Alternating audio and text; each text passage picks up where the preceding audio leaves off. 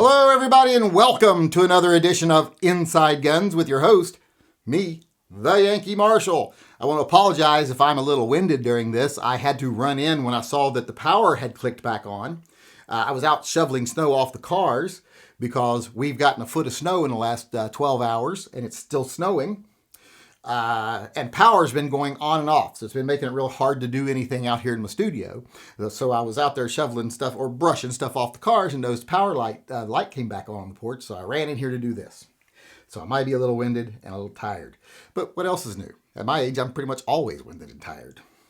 But I wanted to take some time here and hopefully get this done before the power goes back out. But I wanted to address the speech by President Biden today about gun control and getting tough on gun crimes. And I wanted to talk about how it was pretty much a bunch of nothing, just a bunch of crap, a bunch of cheerleading, a bunch of this is what we want to do and this is what we would do if we were in charge. Well, you are in charge last time I checked, so I don't know why you haven't done it, but they were doing, he's basically up there saying, there were a few things. Let's cover the different things he said. Now, some of the stuff I'm going to say, I'm fine with. Some of the stuff that he wanted to do to combat crime and violence makes sense. Programs to help integrate people back into society after they've been in jail. Programs to help youth have opportunities for education and jobs. All that stuff, that actually addresses the problem. That I'm fine with. But like either side does, whenever they try to put something forward, they have to poison it with their own political agenda too. Their ridiculous stuff. And that's what he did after he talked about the stuff that actually would work. He goes on to talk about how we need universal background checks. Well, he called on Congress to do that. Congress isn't going to do that. If they were going to do that, they would have done it already. And right now, it's looking like it's going to lean more right after the midterms. So that ain't going to be something we need to worry about, really. So that was just a bunch of cheerleading. Like, rah, rah, look at what I'm trying to do. Vote for me again. And here's what we'll do if you vote for us this time. Even though we didn't do it when you voted for us last time, or the time before that, or the time for that, this time we'll do it. It's more of that bullshit. He also called on Congress to enact an assault weapons ban. Same thing, not going to happen. He knows it's not going to happen. It's just another one of those, if you vote for us this time, we'll do it, even though we didn't do it last time or the time before, like I said. It's just cheerleading and grandstanding. And it's a waste of the American people's time, in my opinion. But that's all that is. That's political grandstanding. Now, the other two things he was talking about was one, nominating an ATF director, and two, ghost guns. Well, as far as nominating the ATF director, they haven't been able to get one through in like 16 years. I don't think that's going to change right now. I don't think this guy is going to be the magic bullet to get somebody put in there. It obviously doesn't need a director, or else it'd be done for by now. So I don't see him making it through right now, and I definitely don't see him making it through after the midterms. So I don't think that's anything to really spend a lot of time talking about either. I looked up the guy. I can't find hardly anything on him, which is actually kind of scarier than finding a record, really.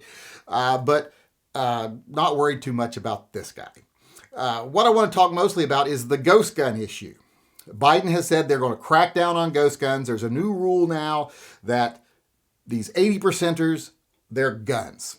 They're going to change the definition that if it's a receiver or a grip frame or anything like that, that it's a gun, which I don't know how that's going to affect SIG P320s that have the firing control unit and the grip frame is a completely separate piece.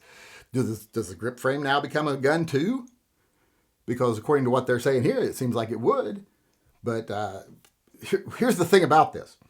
They have no constitutional authority to make a new rule about what constitutes a gun. What constitutes a firearm is encoded in law. And the only people that can change the law is Congress. The ATF can't change the law. The president can't change the law. He can't write an order that contradicts the law. So I don't understand how they're doing the rule or how it would ever withstand constitutional scrutiny. My opinion is it probably wouldn't. I think what they're doing is they're just saying this because they're thinking, well, this is going to stop the manufacturers of P380s, things like that, from making them.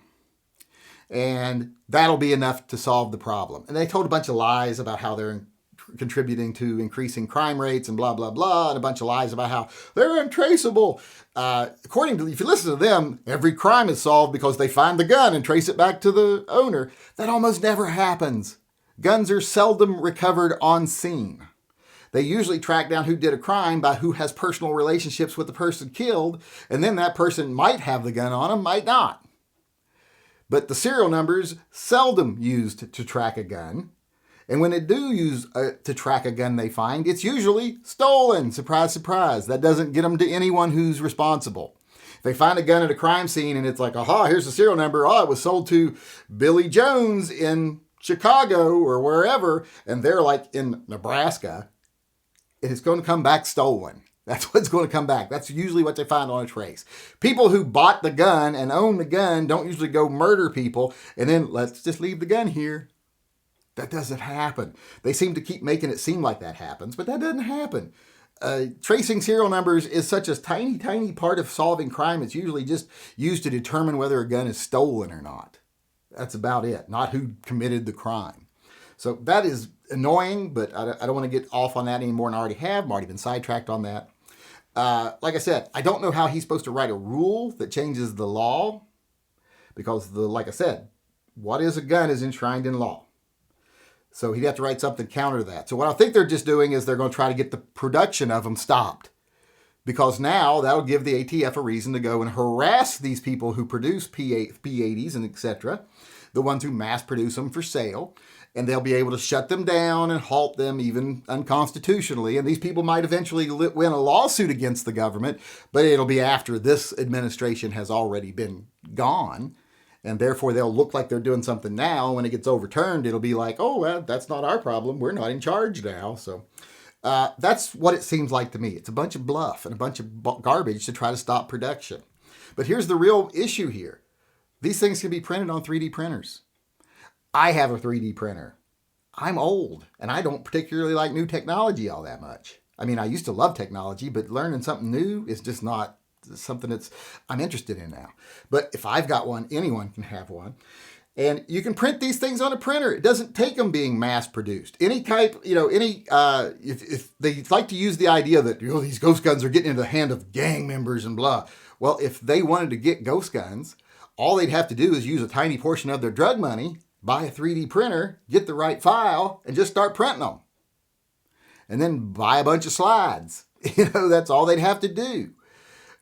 This law is not going to stop anything. It's not about stopping anything. Like I say, it's just bluster. It's just show. It's once again Biden misleading the American people on what the problem is and what they should actually do to solve it. And what they're actually doing, whether it's legal or not. They're just basically lying to people, saying you're in so much danger because of this thing, and we're going to stop it. They're not going to stop it. The genie's out of the bottle when it comes to printing lowers for guns. It's just something anybody who can invest $1,500, and that's a higher end, you can get them cheaper than that, on a 3D printer. You tell me like gangs that sell massive amounts of drugs can't invest in a 3D printer? I think they can. In fact, just some lowlife who, lives above the liquor store in downtown Chicago can buy a 3D printer and crank out lowers to sell to people if he wanted to. Criminals will find a way. These type of laws don't do anything. And the president knows it's not going to do anything. This is just, like I said, bluster. And it's to get the other side mad. It's to get our side mad. The pro-gun side, to get us all angry and up in arms and distract us from other fights. Because there are other fights that are far more important right now. Like magazine bans. Other things like waiting periods and lists of guns that you have to follow to be able to own a gun in certain states. Things that are making their way to the Supreme Court that are actually important. Ghost guns is something no one hardly supports in the common, America, just the average person. They just don't like the whole idea. Whether it's because they don't understand the idea or they're just anti-gun, doesn't matter. They don't support it. Even in the gun community, a lot of people don't support ghost guns. So they're really not our primary fight right now, but it's a fight that they're trying to pick with the gun community to distract us from other things. I think they don't have the power to enforce this at all. And I don't think that they're going to be even trying. They just want to start the fight. And I'm not going to take the bait, even though, I live in a state where we faced a lot of these laws recently, magazine bans, ghost gun bans, everything. I didn't waste my time fighting the ghost gun ban.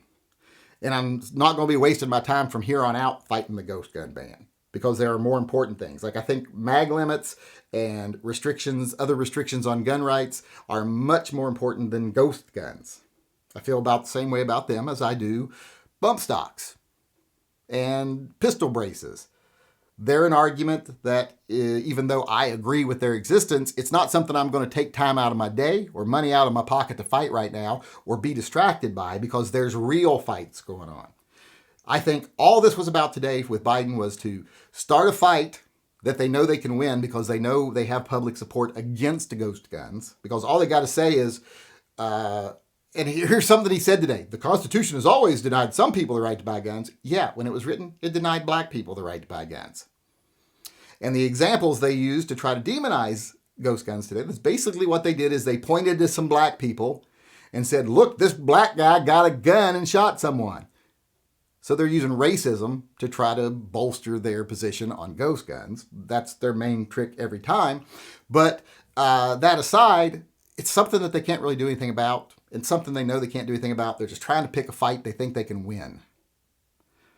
Whether it matters, whether it's going to stop crime, no matter what. And I don't think we should be distracted by it. It's just more bluff and more bullshit from an administration that's done nothing but spew bullshit on gun rights since they got in, and will continue to do so. We've had multiple administrations now that have been anti-gun. You can't tell me Trump was pro-gun. You can't tell me Obama was pro-gun, even though Obama did more for gun rights than any other president. I mean, opened up a lot of avenues. He didn't personally. It's just the courts did under his rule. So the administration was overseeing when it happened. They didn't actually do it. But we've gone really over here. And like I said, probably going to lose power anytime. I got to get this edited and put out. But I hope most people out there realize that today's announcement is nothing more than fluff. It's nothing more than cheerleading. It's nothing more than bullshit. It's just them trying to distract us into a fight they think we can't win. When it's a fight, I don't even think we really need to fight, because if we win our other fights, this will come along eventually too. And like I said, 3D printers right now makes the whole point of whether they're mass produced moot. Anybody can make them at home. Genie's out of the bottle. So just a bunch of garbage they spewed. I'm not going to take the bait. I hope you're not going to take the bait. And with that being said, that's it for me today, because like I say, went really long here, and I'm working on limited electricity. The power actually flickered out as I'm sitting here talking, so I'm working on battery power now. So I got to go ahead and go get this edited. So I will say thanks for coming today. I hope you come back again tomorrow. I do appreciate you watching. Until I see you again, I just want to remind everyone, hopefully I'll be back tomorrow if I have power. I just want to remind everyone out there to always carry and stay safe until I see you again.